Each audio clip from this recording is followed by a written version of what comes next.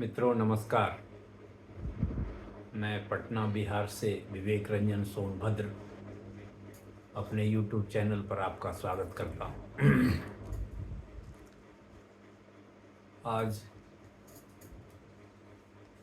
फिर से आपके सरोकार की बात मैं करने आया हूँ, जिसमें आपकी रुचि होगी और आपकी ज़रूरतों के बारे में कुछ सूचना आपको मिलेगी। 2 सप्ताह पहले मैंने सहारा रिफ़ंड पोर्टल के बारे में बात की थी कि सहारा का रिफ़ंड पोर्टल है। आप इसमें कितने लोग अभी तक अपने पैसे वापस लेने के लिए आवेदन कर चुके हैं, कितने को पैसे मिल चुके हैं, ये सब विवरण मैंने बताया था। और साथ में और भी बातें की थी कि पैसे लोगों को मिलेंगे कैसे। तो जैसा मैंने पूर्व में बताया था कि लगभग 91,000 करोड़ के क्लेम सहारा के रिफंड पोर्टल पर अब तक आ चुके हैं। 1,32,00,000 लोगों का आवेदन अब तक आ चुका है।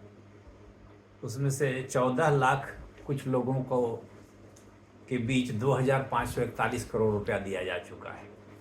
तो समझिए अभी भी इस सूचना के आधार पर जो सूचना मुझे प्राप्त हुई थी सहारा रिफंड पोर्टल से, उसके हिसाब से लगभग 89,000-90,000 करोड़ अभी भी क्लेम लोगों का बचा हुआ है देने के लिए। तो इतने पैसे आएंगे कहाँ से?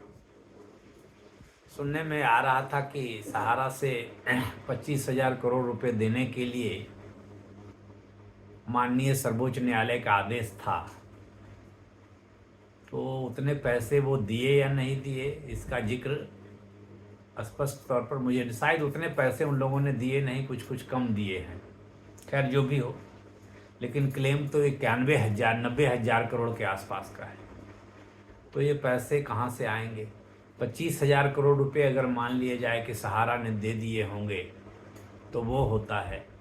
और फिर सहारा की और कुछ संपत्तियां जो होंगी, जो जब्त की कुर्क की गई होंगी, जब्त की गई होंगी, उसको बेचकर लाया जा सकता है।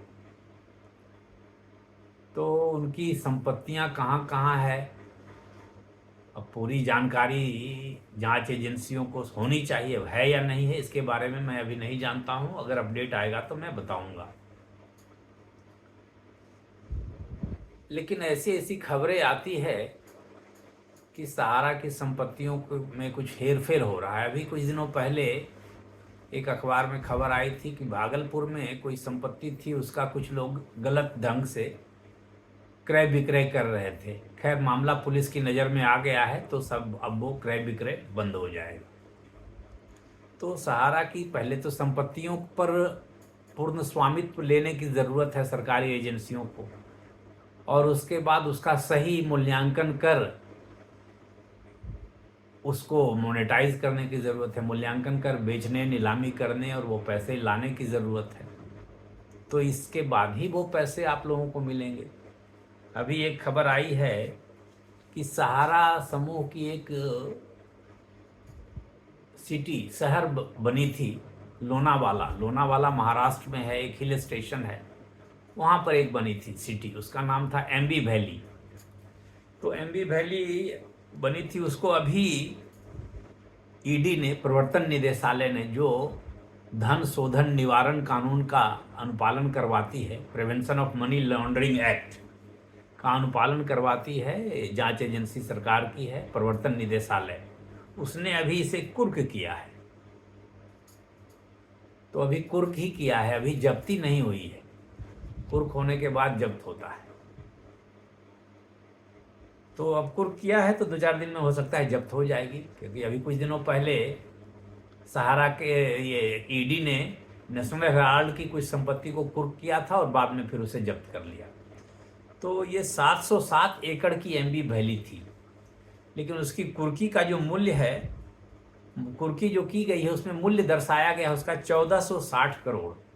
अब मैं तो लोनावाला गया नहीं हूँ, लेकिन उसका नाम बहुत सुना था, और वह वीआईपी लोगों के रहने के लिए कॉलोनी थी। उस कॉलोनी में गोल्फ कोर्स है, झील है, विला है, लकड़ी के बने छोटे घर और झोपड़ियां हैं।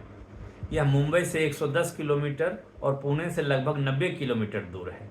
और यह पर्वतीय पुणे जिले में सह्याद्री पर्वतीय क्षेत्र में बसे इस आवासीय शहर को इसके निर्माताओं ने एक समय भारत का पहला नियोजित पहाड़ी शहर करार दिया था, हिल सिटी, और आर्टिफिशियली बिल्ट।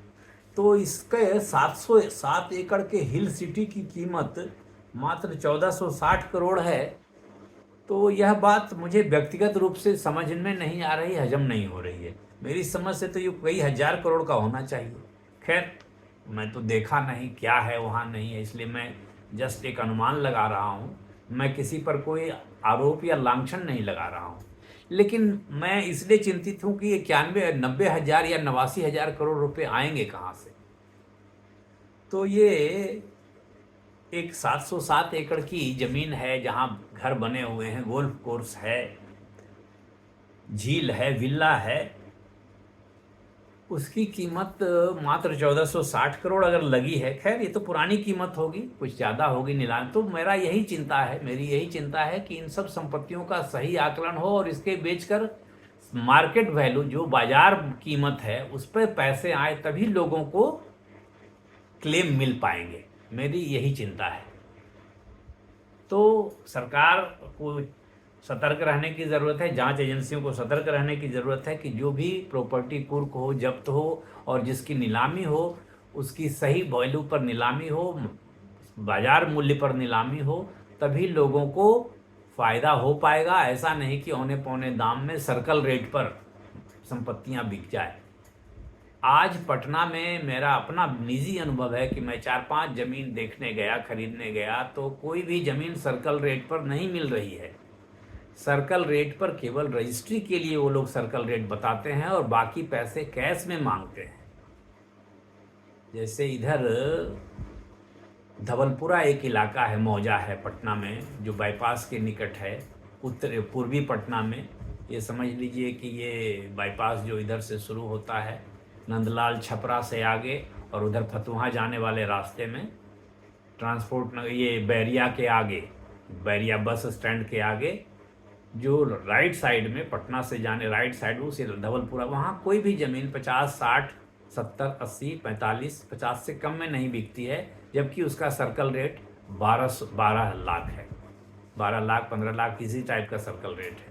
तो समझ लीजिए 12 का सर्कल रेट है, बिकती है 48 में, बिकती है 60 में, 5 गुने दाम पर। तो वही नीलामी करते समय भी लोगों को अच्छे ढंग से छानबीन कर नीलामी करने की ज़रूरत है। अन्यथा जो हमारे सहारा में छोटे छोटे किसान, छोटे छोटे व्यापारी, छोटे रोजगार करने वाले अन्य लोगों ने जो पैसे जमा कराए हैं, उनको पूरी राशि और सही राशि नहीं मिल पाएगी, ऐसी मेरी आशंका है, ऐसा मेरा संदेह है। अतः जांच एजेंसियों से, सरकार से, राजनेताओं से, सहकारिता मंत्रालय से, जो CRS रिफंड पोर्टल का नियंत्रण एजेंसी है, गृह मंत्री जी से यह निवेदन रहेगा कि इसमें सही ढंग से काम हो और कोई भी सहारा की प्रॉपर्टी इधर से उधर गलत तरीके से स्थानांतरित न हो, कम दाम में स्थानांतरित न हो। तो मित्रों, मैंने यह वीडियो इसीलिए आज बनाया, एक अपडेट था कि ईडी ने लोनावाला में एमबी वैली को कुर्क किया है, अपने कब्जे में लिया है। कुर्क करने का मतलब नोटिस दे दिया, चिपका दिया नोटिस कि हाँ भाई, ये संपत्ति ईडी के द्वारा जब्त की जाने वाली है और इसलिए कुर्क की जाती है। इस पर किसी का कोई दावा, क्लेम वगैरह नहीं होगा। तो मित्रों नमस्कार, आज का मेरा ये पहला वीडियो सहारा से जुड़ा हुआ था। मुझे आपके पैसे, जनता के पैसे फंसे हुए हैं, इसकी चिंता है। अब मैं क्या कर सकता हूँ, मैं यही सब कर सकता हूँ, इसलिए आपसे मुखातिब होता हूँ। तो मेरे वीडियो देखिए, लाइक कीजिए, शेयर कीजिए, सब्सक्राइब कीजिए, कमेंट कीजिए, अपनी राय दीजिए कि आपको क्या समस्या है, क्या दिक्कत है, जिससे कि आपके समस्या के समाधान के लिए मैं भी कुछ प्रयास कर सकूं, तो मेरा उद्देश्य सफल होगा। धन्यवाद।